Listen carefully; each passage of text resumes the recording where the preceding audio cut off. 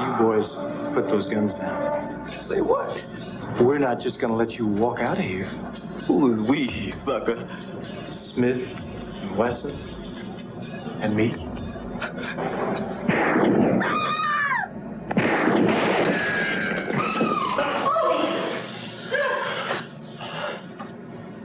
Go ahead.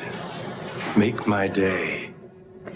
Clint Eastwood is Dirty Harry Callahan, a line I guess is going to be Dirty Harry's new trademark from now on. That's in Sudden Impact, coming up later on At the Movies, the movie review program.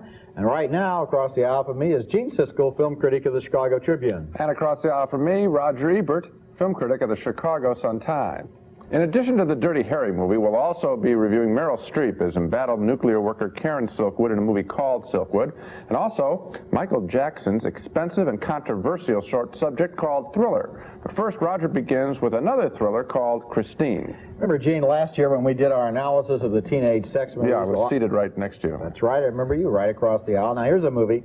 It's named Christine that adds a whole new category to the horny teenager movie. That was that new genre that we invented here on the show. There have been a lot of movies over the years where a teenage boy parks in a car with a girl that he loves, but this has got to be the first movie in history where the kid parks with a girl in the car he loves. The car is named Christine. It's a 1958 Plymouth Fury, and here's a scene of love at first sight.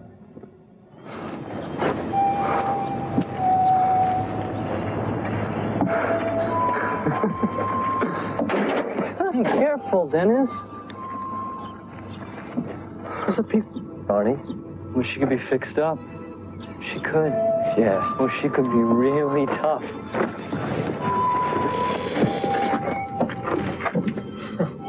You need these.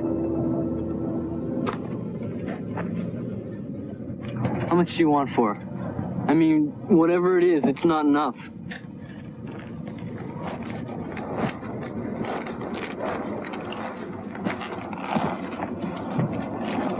Sonny, you ever owned a car before? Yeah, he owns a Mustang. No. I just got my license. Name's George Lubbe. Honey Cunningham. What are you asking? Start her up. Really?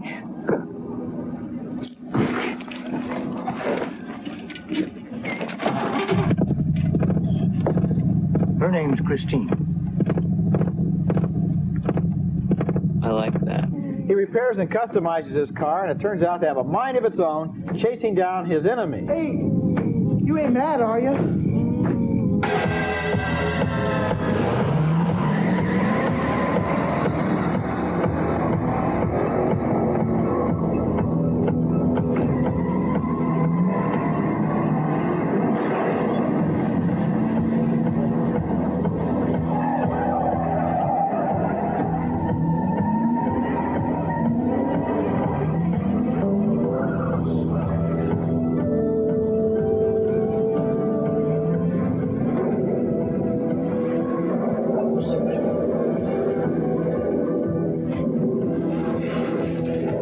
And the car has a mind of its own. This is kind of the ultimate chase picture. Only cars, no drivers. They finally perfected it. Remake Cannonball Run. Christine turns into a horror story when the car gets jealous of that kid's girlfriend. And I guess that sort of makes Christine sound like a ridiculous movie. And to tell you the truth, it is a completely ridiculous movie.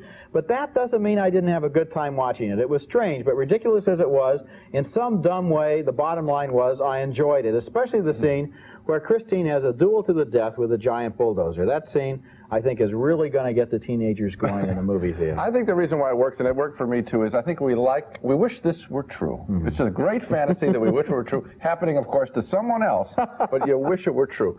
And the other thing that I think is interesting about the movie, everyone's going to be talking about this car and how it can straighten out its own bumpers, and the special effects here are kind of good, and cars get you awful goofy, and I think you enjoy the movie at that level. What's good is this young actor, Keith Gordon. He plays this nerdy guy at the beginning with the glasses, sort of like Terry the Toad in American Graffiti, and then he has the transformation, but not just to a good guy. He sort of enjoys the power that this car gives him, and he becomes sort of mean and rotten, and that I like to see, He sort of made a deal with the devil, like the devil and Daniel Webster. Yeah. He has said to the car, okay, you give me a great car, make me look cool behind the wheel, and I'll do whatever you tell me to do. He kind of talks into the car's radio there. You know what I identify with in this film? What? was the feeling of absolute obsession that you have when you get your first car. I was 16 and a half years old. I got a crummy old beat-up 1954 Ford, and I was out there for at least 6 months. I couldn't think of anything else. People, you know, high school, things like that, totally irrelevant. I'm polishing those little pieces of rust and painting the wheel, you know, covering red and so forth. And it was a fantastically absorbing experience for me. And that's what I felt as I was watching the film, that people do feel this way about cars. Americans love their cars, just absolutely love them. As one who drives a 74 Pontiac convertible, I think I'm an adolescent still with cars. Coming up next at the movies, Meryl Streep in a drama about a woman who may have been murdered for trying to do her job too well. What are you doing on my desk? If I tell you, you promise not to tell anybody? Our next film is an important new American movie called Silkwood, starring Meryl Streep as the late Karen Silkwood, who in 1974 became a martyr for the anti-nuclear power movement when she died suspiciously as she was about to blow the whistle to a New York Times reporter about unsafe working conditions involving the handling of plutonium at her plant in Oklahoma. In this scene, Karen is trying to steal documents from her supervisor's desk, showing that the company she works for has been altering X-rays to make their fuel rods seem stronger than they really are.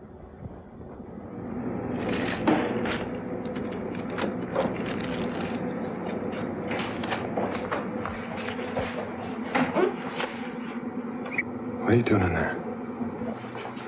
What are you doing on my desk? If I tell you, you promise not to tell anybody?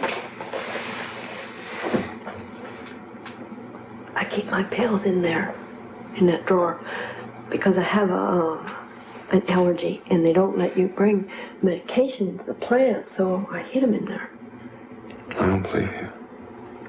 Well, I think you should take a person's word for something.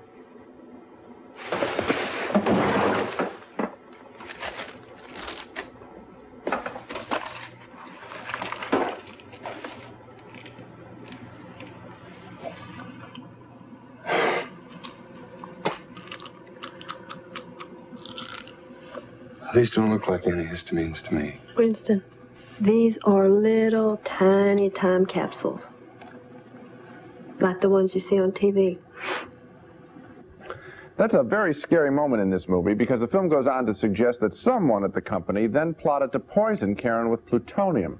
But in addition to revealing Karen's perilous life at work, the movie also spends at least half of its time with Karen at home, living in a shack with an auto mechanic boyfriend, Kurt Russell, and a lesbian co-worker played by Cher. She and Cher's character get into a fight after both of their lovers have left them. Let me tell you something, girl. Drew left on account of you. On account of you and Angela. Well, if you believe that, you're even crazier than people say. You took about as good care of Drew as you took of your kids.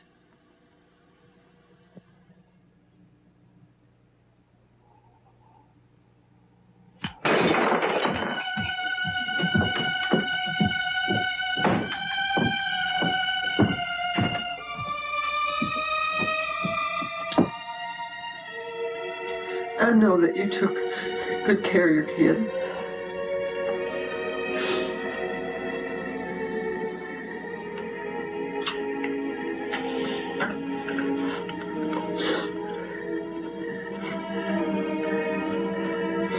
You know, the only thing everybody says I'm crazy about is to live with you. Now, what I really appreciate about this movie is scenes like that, not its nuclear power issues, but the way this fine film reminds us of who does the real work in America and under what conditions. This film reminded me of how infrequently American movies deal honestly with the working class. Silkwood does that, and it does it quite well. This is not just a movie, then, about one big dramatic death. It's about workers dying lots of little deaths every single day on the job. It's a fine film. I agree with you. I think it's a really good film. And one of the things that surprised me about it, pleasantly, was that it's not a conspiracy film. And this film was originally announced 3, 4, 5 years ago as a project. At one point, Jane Fonda was going to star in it. Various other people were interested. And I think it was seen then as an expose about the evil people who run the nuclear factory and how they killed Karen Silkwood. China Syndrome Part 2. Exactly, right. In this film, it's left ambiguous as to exactly how Karen Silkwood died or if anybody killed her. It's left up in the air because it's really a portrait of these people, of the way they work. work, of the conditions, of the way the union in Washington really doesn't really care about them, and how the workers are more concerned with keeping their jobs than with plutonium or anything else, and about how Karen Silkwood gets involved in this process almost against her own will. It's really fascinating at that level. It's so much more interesting than if it were a conspiracy movie. Yes, and it reminded me of another film that Meryl Streep made, The Deer Hunter, where she played this worker in a one-factory town again. And that film showed who fought the war in Vietnam. It showed who left one hell at work to go fight a war. This film was, again, about just the grinding down of the spirit at work. And that whole class of people is ignored in Hollywood movies, and I appreciated seeing that. And I also love the performances. Kurt Russell from all the Disney pictures, and Cher from Sonny and Cher, you wouldn't think could play absolutely authentic, convincing, three-dimensional, lovable, heartbreaking characters, and they do. We expect a great performance from Streep, and we get one, but these other two are surprisingly good. They're not Hollywood stars condescending to a working-class role. They're authentic. That's right. Next at the movies, Clint Eastwood is one of the most popular heroes in modern American movies, Police Lieutenant Harold Callahan. Go ahead. Make my day. Next movie is the fourth in the series of Dirty Harry movies starring Clint Eastwood as Detective Harry Callahan. I think I called him a lieutenant earlier. I don't think he'll ever make lieutenant. These movies have made hundreds of millions of dollars at the box office over the years. Sudden Impact is the latest in this series, and it's about a violent young woman played by Sandra Locke who wants to kill off the men who attacked her and her little sister many years ago. Dirty Harry is assigned to the case, and in this scene, he has some shooting practice with his brand new .44 Magnum Automag, just what he needed, a new gun. This one gives him the approximate firepower of an army tank.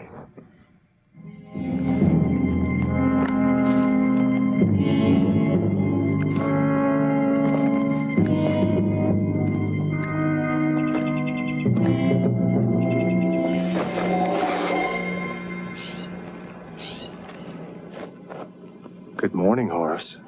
Sweet Sister Sadie. Where the hell did you get that? I've had it a while. I just thought I'd get used to it. I heard about the car. Fabulous coming after you in tanks. Yeah, they're making those these days. For sheikhs and business executives, hoods. Impregnable to about anything but artillery. Well, you got that covered.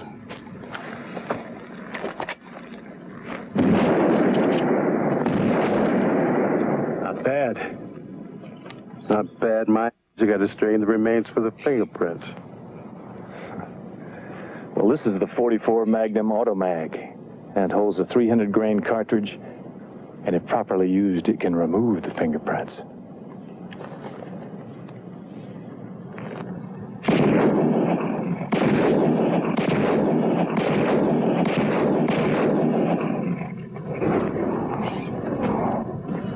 Later in the movie, while investigating one of the murders, Dirty Harry questions the dead man's wife. Mrs. Kruger, can I have a word with you? You from the insurance company, pal? No, but And if you don't want to buy some of these fish, why don't you get your out of here? Mrs. Kruger, my name's Callahan. You got new ears, buddy? I'd like to ask you a few questions about your late husband. That lousy son of a... He leaves me nothing.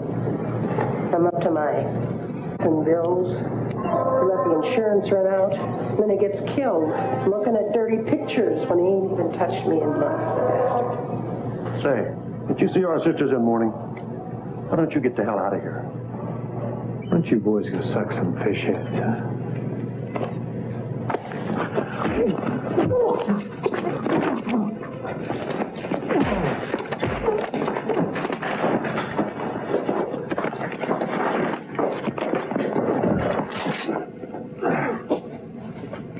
Don't even think about it.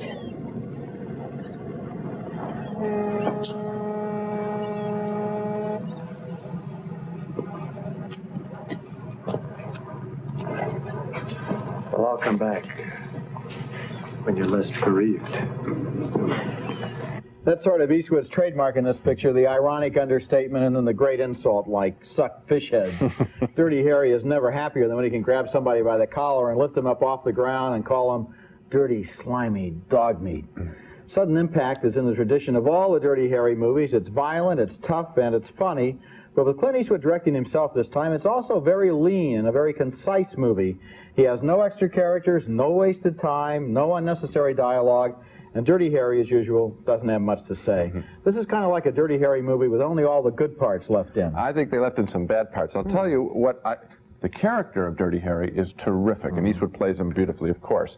The comedy that you mentioned, though, is new, because in the original Dirty Harry film, which I love so much, there was no comedy in it at all. In fact, what was so great about it was it had a fabulously strong villain. And every single one of the subsequent Dirty Harry films, including this one, has had a weak villain. So they play it for comic effect. And I'll tell you, it cripples the movie, because I want this ultimate tough guy to face an ultimate bad guy. Well, I'll defend the movie on the grounds that it's funny. I think by this point in the history of Dirty Harry, people are willing to laugh at him when he comes up with these lines like, "Make my day." I think that plays as a funny line, but I will concede you the point on the villain. The problem with the villain in this picture, Sandra Locke, is that she's not really bad, or if she is bad, it's because she's mentally disturbed, and we can have sympathy with her. So I think that it would be good if they're going to make another one, and I'm sure that eventually they'll make another one, to have a real slime boat as the villain. Absolutely. It just makes it a stronger movie. I have a complaint about most thrillers is that the villains are never strong enough, and it does, I think, really hurt this film. Coming up next at the movies,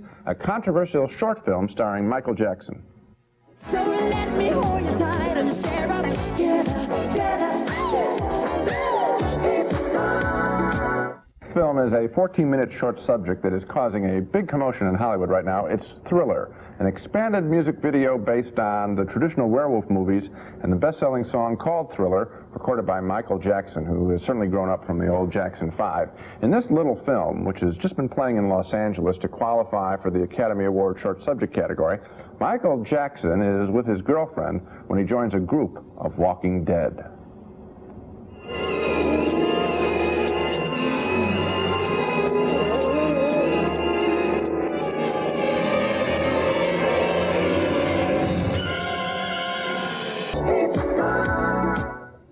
It's sort of a cross between West Side Story and The Day After. It looks like the bomb went off there, all those corpses walking around. This little film only is 14 minutes long and reportedly cost $750,000 to make, and so a lot of poor independent filmmakers who are also trying to get into this Academy Award short subject category, they're crying foul. They say that this little but expensive movie is going to kill their chances of winning an Oscar, but I suspect that the Academy is going to change its rules for next year at least so that that issue should disappear. As for the quality of Thriller, well, I didn't think it was all that hot as a movie. It was made by John Landis, the director of American Werewolf in London, and all that he did here was take a few werewolf and zombie movie effects and have Michael Jackson dance around them.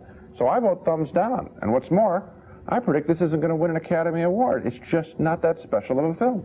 It's not. It's basically recycled. The music is recycled out of a hit song. The visuals are recycled out of American Werewolf. There's a scene where the hand turns into a claw, another one where the face turns into a werewolf's face, and we've seen it before. We've seen the exact same shots before. And as for the music, it gets a little long. I think if you're in a disco and you're dancing to this, then it's okay. But to listen to it for 14 minutes, it may be a short film, but it was too long for me as far as I was concerned. The only thing I can say is that this whole response to these high-energy music videos is telling Hollywood filmmakers that this generation wants its own musical films, and the musicals have been ignored. Flashdance, of course. Yeah, that's right. Yeah. Now let's take another look at the main movies on this program. We both voted thumbs up on John Carpenter's Christine, a surprisingly entertaining thriller about a haunted car. 2 more thumbs up for Silkwood with Meryl Streep as an angry nuclear worker. We split on Sudden Impact, the Dirty Harry movie. Gene thought it was needed a better villain. I thought it was a stylish update.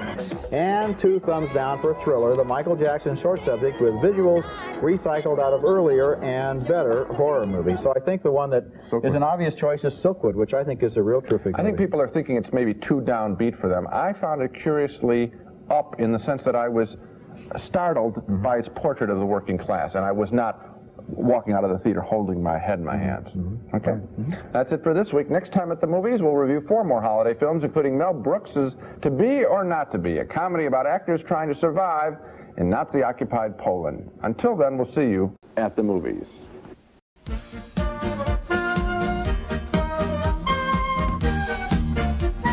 Raisinets, plump, juicy raisins covered with delicious milk chocolate. Why not enjoy America's favorite movie time candy at home, too? At home or at the movies, it's Raisinets. Super Pop popcorn, a tender, delicious, nutritious snack at an economical price. Super Pop popcorn is the one snack you can't eat alone. Super Pop. Enjoy delicious all-natural sous vide honey at the table, not on it. Shape up any meal with sous vide honey in the no-drip table server.